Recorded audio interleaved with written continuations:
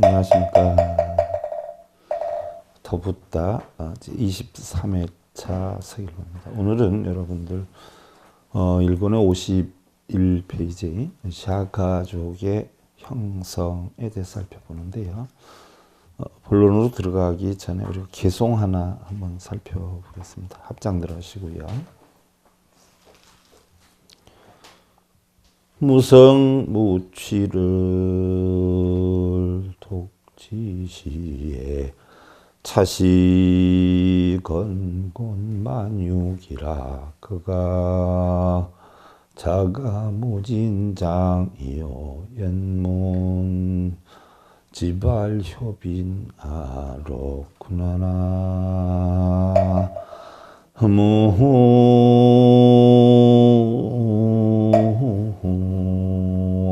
미타보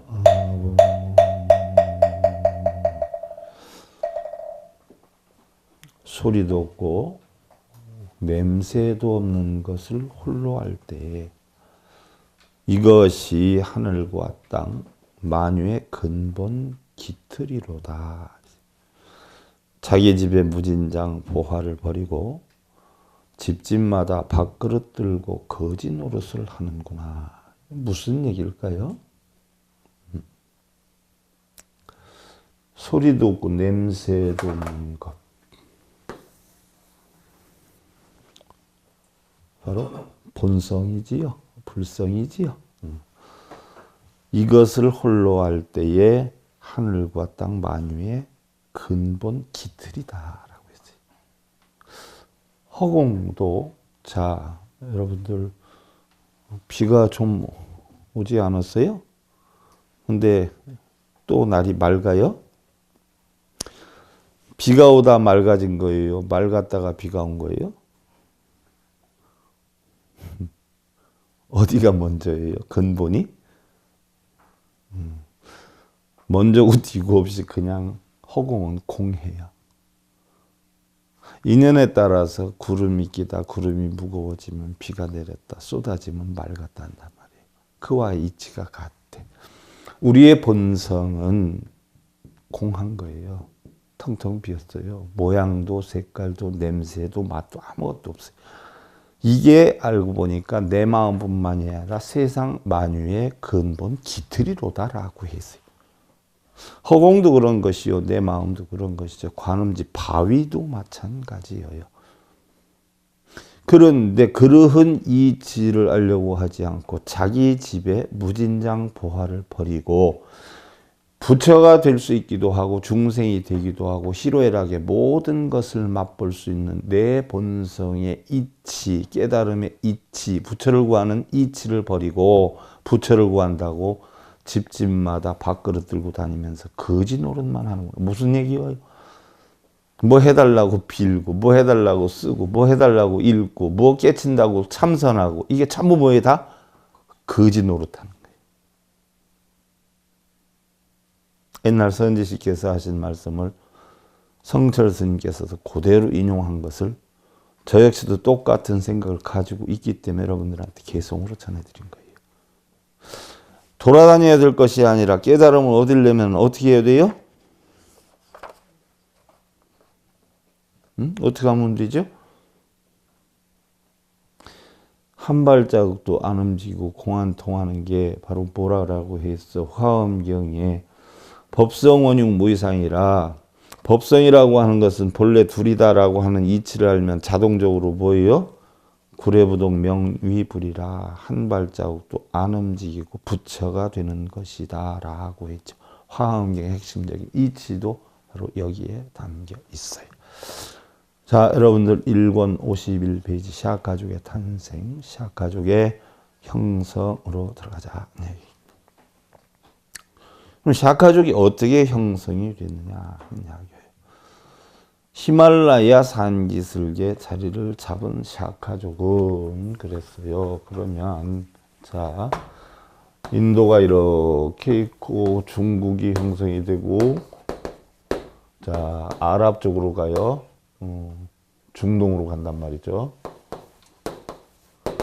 그러면 히말라야 산맥이 양쪽으로 있는데 이쪽은 굉장히 굴곡심하고 이쪽은 그래도 좀 원만한 부분이라 시아가족이라 하는 것은 이 히말라야 산악 쪽이다. 고원 지역에 형성이 됐다. 근데 어떻게 돼요? 여러분들 우리나라도 보면 강원도 쪽은 논이 많아요? 밭이 많아요? 남쪽으로 내려올수록 어떻게 돼요? 논이 많아진단 말이에요. 그래서 고산 지역은 논보다 밭이 많고 남쪽으로 내려올수록 논이 많아져요. 그러면 밭작물 같은 것이 주로 생산되는 우리나라 강원도 지방에는 강원도 뭐라고 그래요? 감자 또 옥수수. 얼마나 쌀보다 그게 많으면 그렇게 하겠어요? 근데 이쪽 평야 지역은 전부 뭐예요? 쌀들이 많지요. 그럼 꼭 가치를 논하기 이전에 여러분들 옥수수, 감자로 음식 먹는 것과 흰쌀밥으로 음식 먹는 것과 어느 것이 더 좋은 것 같아? 이러니까 바로 히말라야 산악 쪽들이 점점 어디로 치고 내려와요? 남쪽으로 치고 내려오는 거예요. 바로 샤아카족의 형성은 히말라야 산악 쪽이었는데 자꾸 남쪽으로 치고 와요. 그래서 인더스강, 겐지스강, 뭐 로하니강 이렇게 흐르는 쪽으로 강 쪽으로 자꾸 내려옵니다.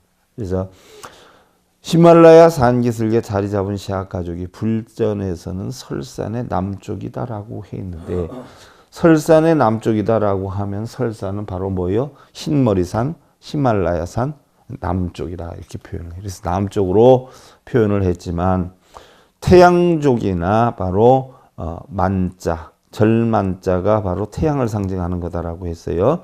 그래서 유래와 같이 북쪽의 티벳으로부터 설산을 넘어서 점점 어떻게 돼요? 오늘날의 네팔 쪽으로 내려왔다는 얘기. 네팔 쪽으로.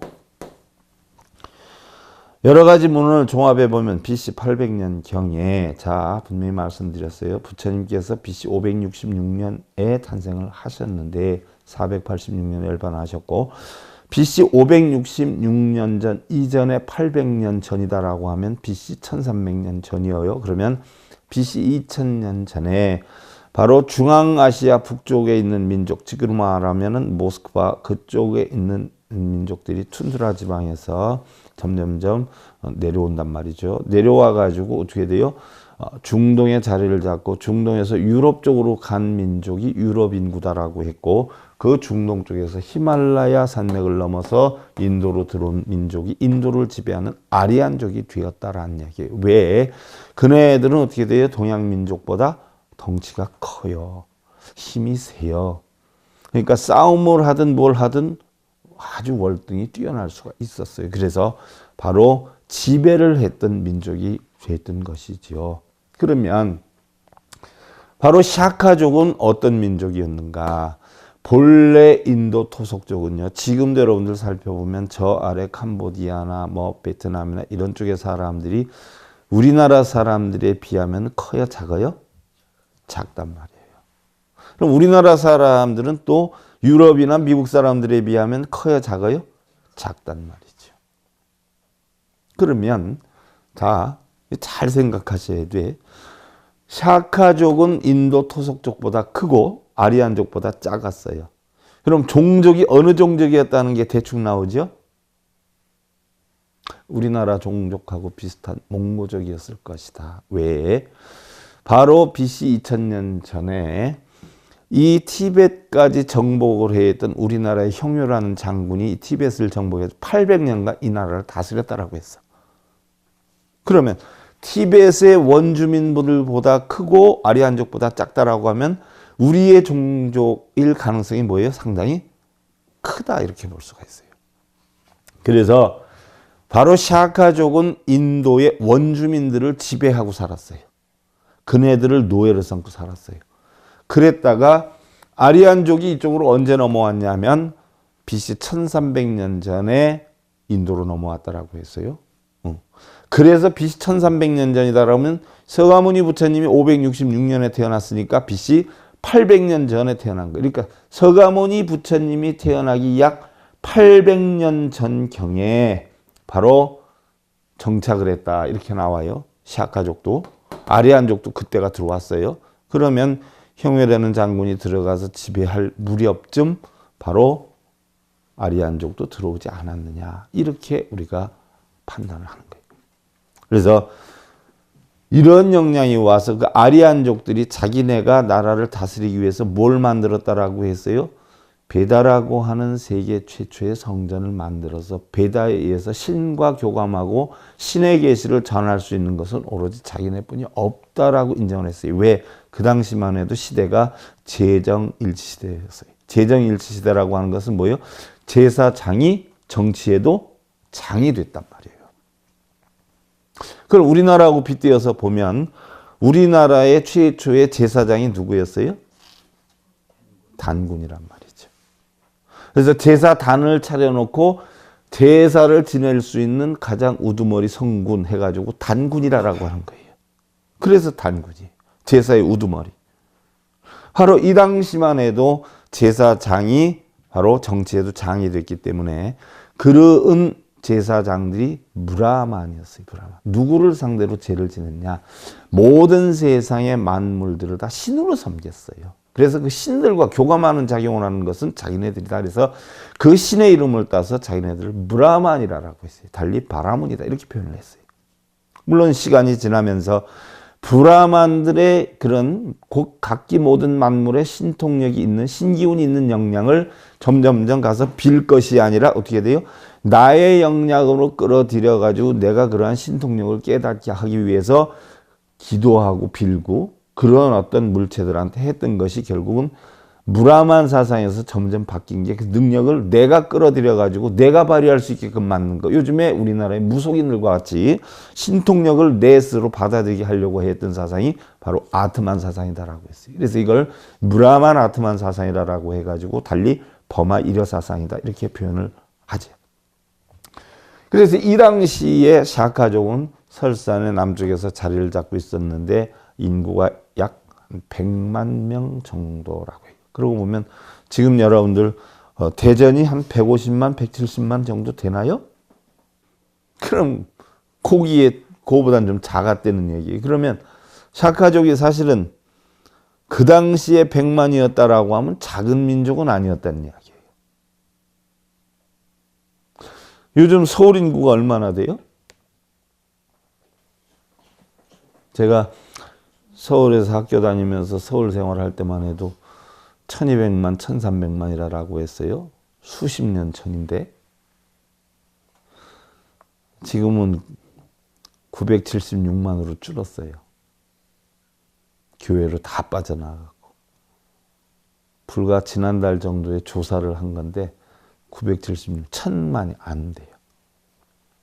그 옆에 구리시, 남양주시, 일산 뭐 이런 데로 다 빠져나가고 요즘 뭐 동탄신시까지 해서 또 빠져나오고 이러다 보니까 서울의 집값이 너무 올라가니까 서울에서 살지 못하고 다 이주를 하고 나오는데 강남에서 제일 많이 빠져나왔어요. 그래서 요번에 발표한 바 하면 976만이에요. 그럼 샤카족이 100만이었다라고 했을 때 제가 왜 그 인구를 비대하느냐? 마가다국, 코살라국이 어마어마하게 그때는 큰 나라였어요. 샤카족이 조그만 약소국가가 100만이었을 때 마가다국과 코살라국은 어느 정도였느냐? 8, 900만 정도가 됐다는 거예요. 그럼 지금의 서울의 인구만큼이나 마가다국 사람이고 코살라국 사람이에요. 그러니까 생각을 해보세요. 얼마나 약소국이에요. 그래서 그 당시에 브라హ만들이 2천만이 넘는다라고 제가 맨날 이야기를 했던 게 바로 그런 이유예요. 왜? 마가덕하고 코살라국은 전체 90%가 다 뭐예요? 브라만이었어요. 그래서 이런 문헌을 통해서 보면 이제 그 부분에 대해서는 코살라나 마가다국은 이제 갈수록 배우게 될 거고요. 약 100만 정도의 작은 왕국으로 평화를 사랑하면서 그들만의 종교와 문화의 긍지를 가지고 있었고, 그랬기 때문에 아리안 종족들은 그네들을 상당히 불만스럽게 여기고 있었다 하는 이야기예요.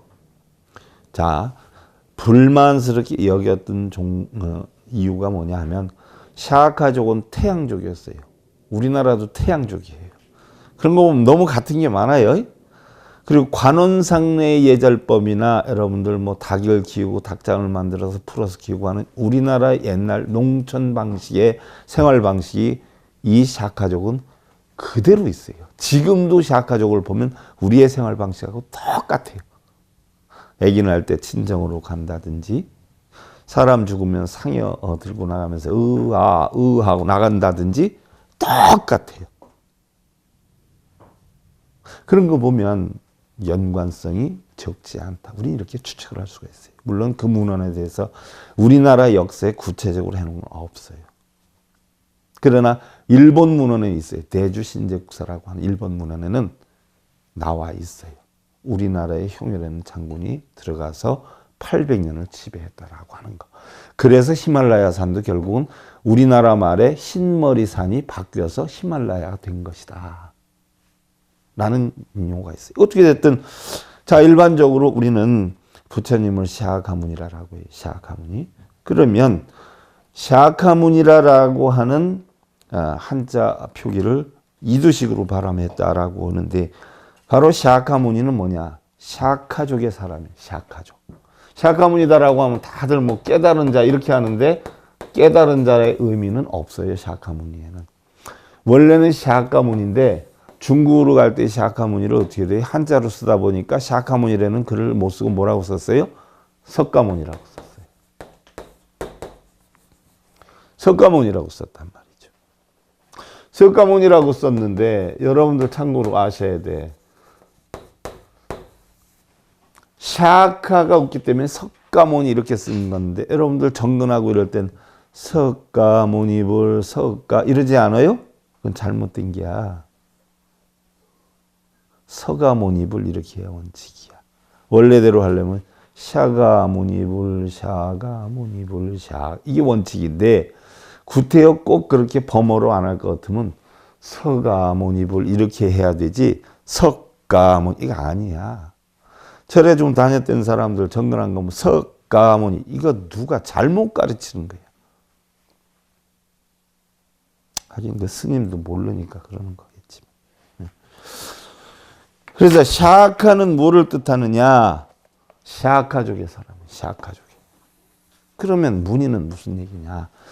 그 당시에 보았을 때 아리안 종족 브라만들이 자기네들이 지배를 하면서 자기네 종족이 출가한 것은 다 브라만이지만 자기네 종족이 아닌 다른 종족이 출가를 했을 때, 그러면 샤카족의 사람이 출가를 했을 땐 샤카무니, 코살라족의 사람이 출가를 했을 땐 코살라무니 이렇게 표현했어요.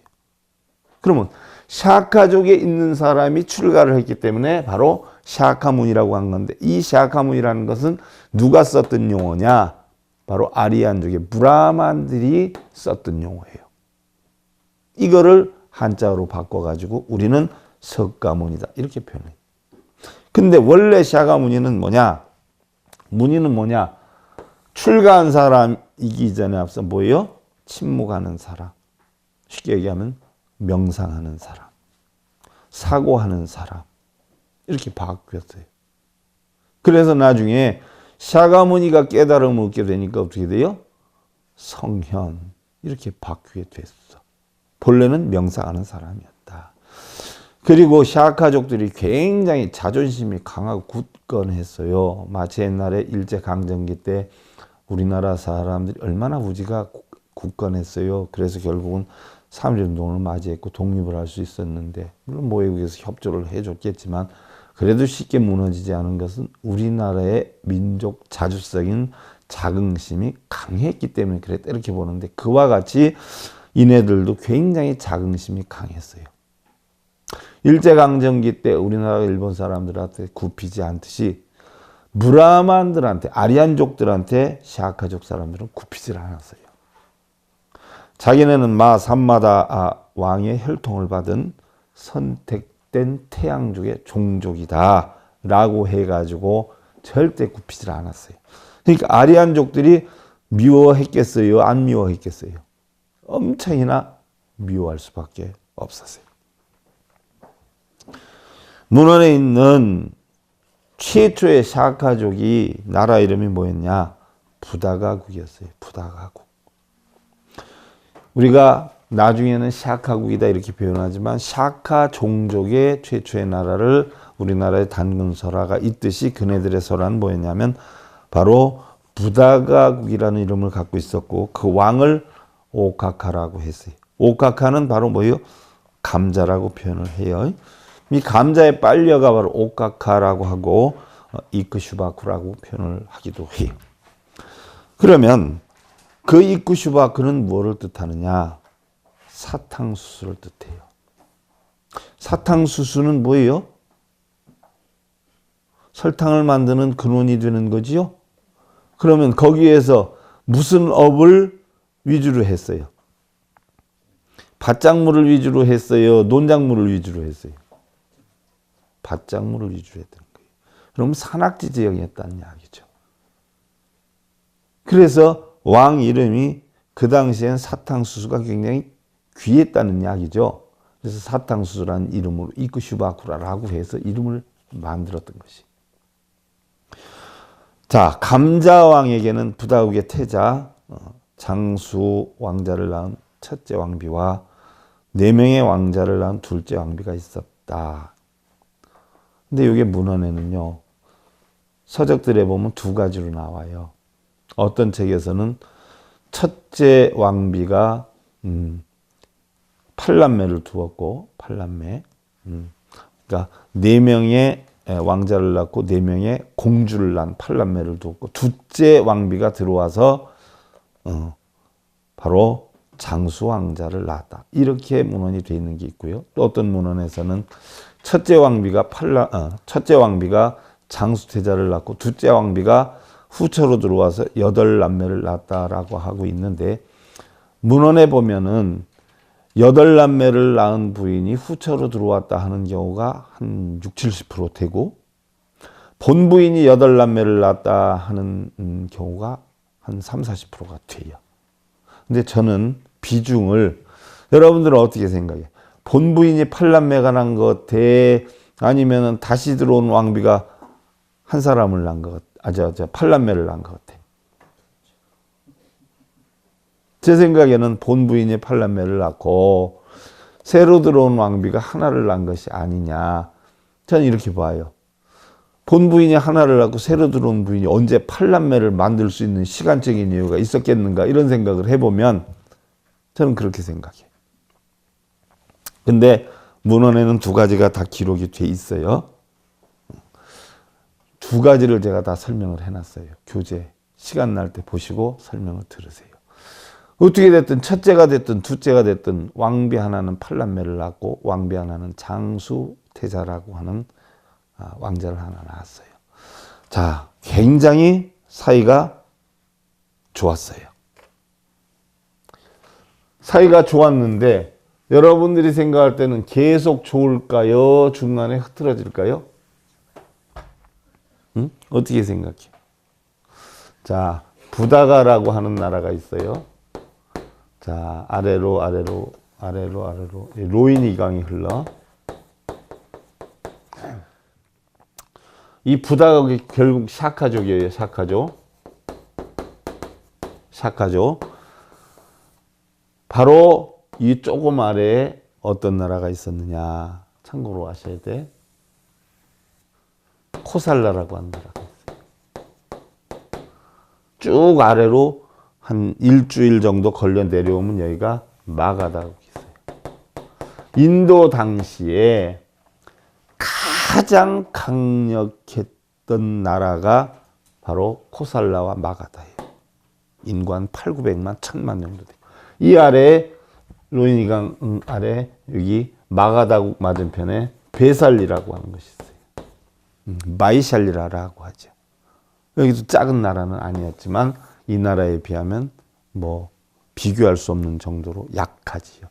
하지만 부다가국 옆에 또 나라가 만들어져요. 이제 제 설명을 이제 들어야 돼. 그러면 어마어마하게 부다가국 옆에 코살라나 마가다가 존재하고 있어요.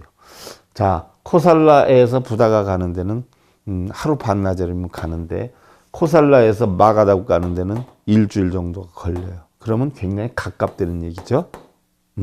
가까워요. 요거보다 좀 위에 있었어요. 조금 위에. 근데 이제 샤카족이 만들어지기 시작을 하는 것은 내려오게 돼요. 자, 이때에 태자들이 서로 사이좋게 우애를 나누면서 잘 지냈냐면 아니에요. 장수태자 하나를 낳은 왕비가 팔남매를 낳은 집에 왕권을 주고 싶겠어요? 자기 아들이 그 팔남매 형제에 비해서 뭔가 소홀하거나 힘이 미약하니까 자기 아들을 어떻게 해서든 왕으로 만들려고 하는 마음이 생기겠어요. 이렇게 해서 파벌이 일어나요. 패를 만듭니다. 그래서 장수태자를 가진 왕비가 자기네 왕권 조직을 굉장히 확보해 나가요. 근데 팔남매를 가진 그쪽에서는 그런 데 대해 생각을 하겠어요? 안 하겠어요? 전혀 생각을 안 하고 있어요. 이렇게 돼서 문제가 드러나기 시작해요.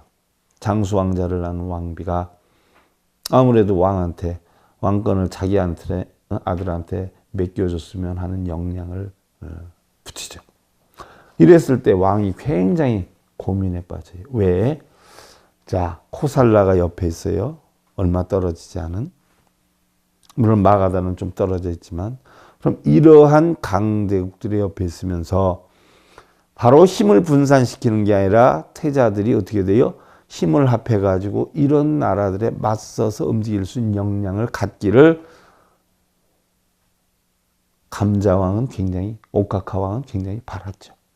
그래서 이쿠슈바크 왕이 자식들이 힘을 합쳐가지고 나라를 지켜주길 바랬는데 바로 왕비로 인해가지고 패가 갈라져가지고 신하들까지 갈라지게 돼요. 이러다 보니까 바로 팔남매를 따르는 신하들과 장수태자를 따르는 신하들이 갈라져요. 항상 문제는 뭐예요? 신하들이 문제를 일으키지요. 자기가 지지하는 사람이 왕권에 올라가면 우수수 해가지고 힘을 얻을 수 있기 때문에 자기가 지지하는 그런 태자들을 왕으로 하려고 하게 되지. 이러다 보니까 신하들까지 싸워요. 상당히 심각해져요. 그러다 보니까 형제간에 혈투가 일어날 만한 그런 어떤 역량이 일어나게 되죠. 이때에 그 팔남매 가운데 사형제가 아버지를 찾아가죠. 아버지를. 이쿠슈바크 왕을 가요. 그래서 결정을 내립니다. 아버님, 이 나라는 아무리 생각해도 우리가 있다간 시끄러워지게 될 것 같으니까 차라리 저희가 이 나라를 떠날 테니까 장수태자에게 왕권을 물려주고 저희는 떠나겠습니다. 해가지고 팔남매가 떠나게 돼요. 그래서 왕이 굉장히 슬펐어요. 힘을 합쳐서 큰 나라들과 맞서서 응징을 해도 부족한데 형제들끼리 파벌이 나서 떨어져 나가는 데 대해서.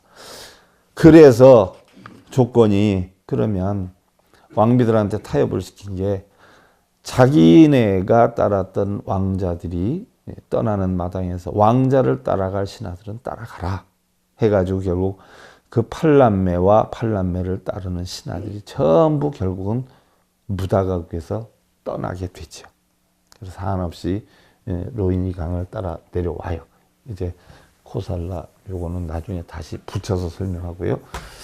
로히니 강을 따라서 자꾸 내려와요. 그래서 설산 지방에서 부다국에서 내려오다가 보니까 로인이 강하고 게니스 강하고 이쪽 지역이 평야 지역이 굉장히 좋아가지고 여기서 털을 잡습니다. 털을 잡는데 여기에는 굉장히 맑고 깨끗하고 대지가 기름져 있고 굉장히 좋아요. 또 한눈에 봤을 때 고개 돌아서 보면 멀리 자기네가 어려서 태어나서부터 살아왔던 히말라야 산의 설산이 눈에 보이는 곳에 있는, 거기서 멀리 떨어지지 않은. 여러분들 맑은 날 보면은 우리가 부산 앞바다에서 대마도가 보인다라고 하지요. 그 당시에 뭐 거기에도 높은 빌딩들이 없고 뭐 큰 산야가 없죠. 히말라야 산 아래로 내려오면 전부 평야 지역 아니에요. 그러니까 그 높은 산이 보이는 곳에 자리를 잡게 돼요. 그래서 팔남매 가운데 제일 위에 누나가 어머니의 입장으로 되고, 구남매구나. 팔남매가 아니라 구남매. 제일 위에 누나가 어머니 입장으로 되고, 그 팔남매가 딸 다섯에 아들 넷이, 그 팔남매가 결국은 서로 짝을 지어요. 옛날에는 여러분들 근친 결혼이 가능했어요. 뭐 지금은 어떻게 그럴 수가 있어 하지만 뭐 우리나라 삼국시대에도 보면 여러분들 김유신 장군이 누구하고 결혼했어? 혹시 아세요? 자기의 누나의 딸하고 결혼했어요. 쉽게 예를 들면 조카하고 외삼촌 관계죠. 그렇게 결혼을 했어요. 우리나라 삼국시대에도 그게 가능했어요. 그럼 우리나라 삼국시대는 어떤 때예요? 500년대, 600년대 아니에요? 김유신 장군 계실 때는 600년대인데. 그러면 샤가무니 부처님이 있을 때는 언제예요? BC 566년이에요. 그거보다 뭐예요? 1000년 전이에요. 그래서 팔남매가 결혼을 했어요. 그리고 제일 위에 누나가 어머니 역할을 했어요. 그럼 결혼을 해서 나라를 세워요. 그래서 일단 나왔으니까 가장 문제는 뭐예요? 다른 사람으로 인해 가지고 백성을 보호해야 되고 하니까 성부터 만들죠. 그래서 성을 만드는데 여기가 카빌라국이 되는 거예요. 카빌라국의 선조, 샤카족의 원조는 부다가국인데 부다가국은 이제 점점 갈라져 가지고 딴 삶을 살게 되죠. 그래서 부다가국은 산악 바로 밑에 있었고 남쪽으로 내려와서 카빌라국이 형성이 돼요. 그래서 팔남매가 결혼을 해가지고 형성이 됐는데 사랑의 힘이 어떻게 보면 참 큰 것 같아. 팔남매를 다 결혼시키고 나니까 제일 위에 누이가 병이 들기 시작해요. 병이 들기 시작하는데 무슨 병이 들어요? 문둥병이 들었어요. 그러니까 이네들하고 살기가 힘이 들지요. 그러니까 자기 스스로 어떻게 돼요? 이 강을 건너가요. 이 강을 건너가 가지고 거기서 혼자 초막을 짓고 생활을 하는데 병치료를 한다고. 가서 생활하다 보니까 그 동네에도 한 사람이 살고 있어요. 누가 살고 있었냐? 아까 얘기한 베살리국의 왕이었던 사람이 문둥병이 걸려가지고 혼자 와서 살고 있었던 거예요. 둘 다 같은 신세가 됐어요. 그래서 서로 알게 되죠. 여기에서 두 사람이 어떻게 돼요? 사랑이 싹트게 돼요. 그러면서 베살리국의 왕이었던 사람과 여기에 가장 위에 누나가 사랑을 꽃피우면서 문둥병이 어떻게 돼요? 다 없어져 버려요. 사랑의 힘이 무서운 거예요. 그런 거 보면. 그래서 문둥병을 다 고쳤어요. 그래서 둘이 결혼을 하고 살아요. 근데 이 지역에는 뭐가 많았었냐 하면 호랑이가 엄청 많았어요. 호랑이가 엄청 많아가지고 뭐예요? 호랑이를 막기 위해서 울타리를 치고 살았어요. 이 울타리가 뭐예요? 대추나무란 말이죠. 대추나무로 울타리를 치고 사는 종족이기 때문에 이 종족을 바로 버머의 대추나무라 해서 코살라국이라 이렇게 표현을 해요. 코살라국. 그래서 콜리아족. 코살라가 아니라 콜리아족. 코살라는 아까 마가다 코살라. 콜리아족이라고. 원래 대추나무라고 하는 것이 범어로 콜라라고 해요. 콜라나무. 콜리아. 이렇게 표현해요. 그래서 이 종족을 콜리아족이라고 해요. 콜리아족. 또 이 종족을 샤가족이라고 해요. 자, 그러면 샤가족과 콜리아족은 뭐예요? 서로 친척 관계에 있었어요. 그러면서 대추나무를 울타리를 치고 사는데, 자, 요게 콜리아족이 되고 요게 샤카족이 되는데, 샤카족이 되는 것은 바로 뭐냐? 이 아들들이 나가가지고 있으니까 아버지가 이쿠슈바크 왕이 걱정이 되겠어요? 안 되겠어요? 엄청 걱정이 되지요. 도대체 자식들이 나가서 잘 사는지 죽었는지 살았는지 궁금해서 못 견디겠는 거예요. 그때 신하를 시켜서 알아보니까 신하가 내려가서 보니까 바로 카빌라 성인이 살았던 곳이다. 아주 기름진 곳이다. 라고 해서 카빌라국이라고 이름을 붙인, 카빌라성이라고 이름을 붙인 그곳에서 아주 잘 살고 있다라고 전해줘요. 이랬을 때 이쿠슈바크 왕이 어떻게 돼요? 여러분들 자식이 밖에 나가서 행방불명에 대해 소식이 안 전해지다가 가서 보니까 굉장히 괜찮게 지내. 그럼 뭐라 그래? 아이고야, 잘했다, 잘했어, 잘됐구나 이럴 거 아니야. 그지 않아요? 그 범어로 샤카 이렇게 표현해요. 이쿠슈바크 왕이 야, 잘된 일이야, 너무 잘됐어, 샤카 했어요. 그래서 샤카족이 된 거예요. 콜라나무로 울타리를 쳐서 콜리아족이 된 거예요. 자, 샤카족의 팔남매가 결혼을 해서, 자, 제일 형이 왕을 하다가 형이 잘못됐어요. 둘째가 왕을 하다가 둘째가 죽어요. 셋째가 왕을 하다가 셋째가 죽어요. 그래서 넷째가 왕이 돼요. 이 넷째가 왕이 되는데 그 넷째가 바로 누구예요? 그 넷째가 왕이 되어서 자식을 낳아요. 자식을 낳는데 그 자식을 4명을 낳죠. 그 첫째 자식이 바로 샤가모니의 아버지인 정반왕이 되는 거예요. 그리고 바로 이 아버지가 결혼했던, 정반왕이 결혼했던 마야 부인 또 마파치파티 전부 어느 나라 사람이냐? 콜리아족 사람들이에요. 콜리아족의 공주예요. 그럼 샤가모니 부처는 누구하고 결혼했어요?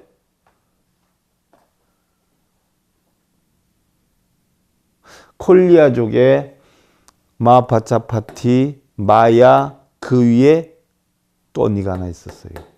그 언니가 낳은 딸과 마야분이 낳은 아들 시타르타가 결혼을 해요. 이게 바로 누구예요? 서가모니 부처님의 부인. 누구죠? 야소다라가 되죠. 야소다라. 자, 대략 이렇게 윤곽을 펼쳐놨어요. 이제부터가 한참 설명이 돼야 되는데 시간이 넘쳤어요. 이 부분부터는 여러분들 방송을 통해서 잘 보시고, 시간이 다 돼서 뭐 어쩔 수가 없네. 오늘 요것으로 마무리를 할게요. 합장들 하시고요.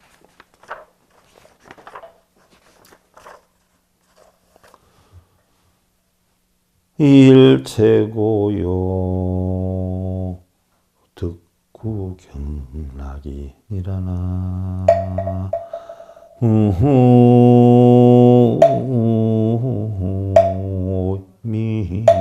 미타고. 자, 여러분들이 편안하려면 어떻게 하면 편안해져요? 깨달음을 얻으면 열반이 되지요. 그럼 열반이 되면 편안하지요. 그럼 열반을 하려면 열반이라는 걸 여러분들 깨쳐서 넣어야 돼? 어떻게 해야 돼? 여러분들이 걱정, 근심, 고민이 있어, 고통이 있어. 그걸 없애려면 행복을 담으면 없어질까요? 우리 불법에는 구하는 게 있어요, 없어요? 없어요. 그럼 어떻게 편안해져요? 걱정, 근심, 번뇌만 없으면 돼. 없애면 돼. 그게 열반이고 해탈이에요. 바로 우리가 고통을 버리면 그 자체가 구경 열반이 된다. 내 속상한 걸 없애면 그 자체가 열반이지 열반을 구하고 해탈을 구할 거는 없다. 그 이치예요. 모든 고통을 버리면 구경의 낙을 얻게 된다. 그러한 삶 사실 기원 드리면서요. 더붓다 23회차 서길본이었습니다. 감사드립니다.